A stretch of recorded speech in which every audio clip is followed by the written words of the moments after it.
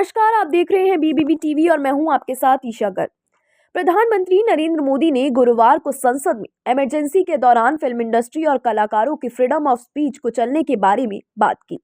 Budget सत्र के 5वें दिन की कार्यवाही के दौरान पीएम मोदी धन्यवाद प्रस्ताव पर चर्चा का जवाब दे रहे थे। अपने भाषण में उन्होंने कांग्रेस सरकार के दौरान देश में फ्रीडम ऑफ स्पीच को चलने पर भी बात करी।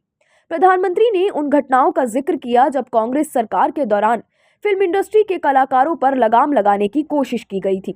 उन्होंने मजरूह सुल्तानपुरी, देव आनंद और बलराज साहनी जैसे कलाकारों के साथ हुई घटनाओं का जिक्र किया।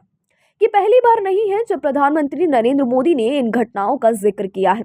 2022 में भी उन्होंने संविधान और अभिव्यक्ति की स्वतंत्रता के मुद्दे पर चर्चा के दौरान इन घटनाओं का जिक्र किया था।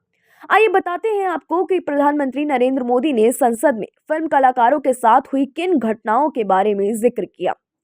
पीएम मोदी ने कांग्रेस पर आजादी के बाद तुरंत संविधान की भावनाओं की धज्जियां उड़ाने का आरोप लगाया। उन्होंने कहा कि नेहरू जी प्रधानमंत्री थे, पहली सरकार थी और मुंबई में मजदूरों की एक हड़ताल हुई। उसमें मजरूह सुल्तानपुरी ने एक कविता गाई थी जिसका नाम था कॉमनवेल्थ का दास। इनके जुर्म में नेहरू जी ने उन्हें जेल भेज दिया। बलराम साहनी एक जुलूस में शामिल हुए थे, उन्हें जेल में बंद कर दिया गया था। लता मंगेशकर के भाई हृदयनाथ मंगेशकर ने वीर सावरकर पर एक कविता आकाशवाणी पर प्रसारित करने की योजना बनाई तो उन्हें आकाशवाणी से बाहर ही कर दिया गया। देश ने इमरजेंसी का दौर भी देखा है। देवानंद ने इमरजेंसी को सपोर्ट नहीं किया तो उनकी फिल्म ही बैन कर दी गई। अपने दौर में नामी गीतकारों में से एक मजरूह सुल्तानपुरी भारत में ब्रिटिश राज के खिलाफ लिखा करते थे और प्रोग्रेसिव राइट्स मूवमेंट का हिस्सा थे। इन मूवमेंट से जुड़े कलाकार सोशलिस्ट और कम्युनिस्ट विचारधारा को सपोर्ट करते थे। उनकी राजनीतिक विचारधारा का असर देखा जाता था।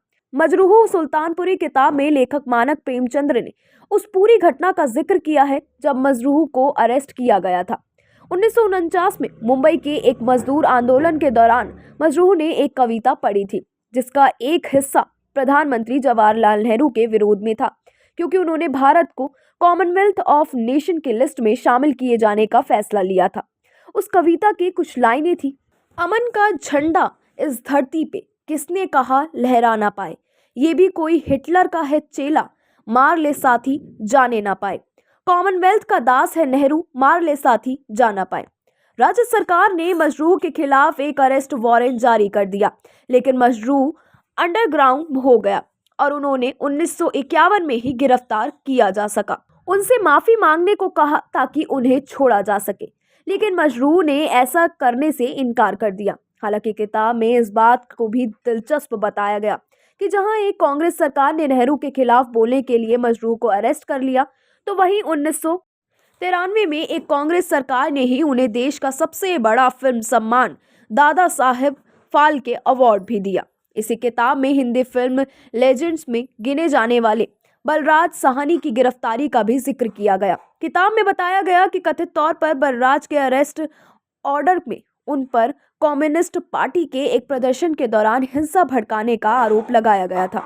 बाल साहनी को 6 महीने के लिए जेल में रखा गया। उन्होंने जेल से बाहर आने के बाद लिखा कि बाहर आने के बाद भारतीय थिएटर आर्टिस्ट की सबसे पुरानी संस्था यानी कि IPTA ने त्याग दिया था।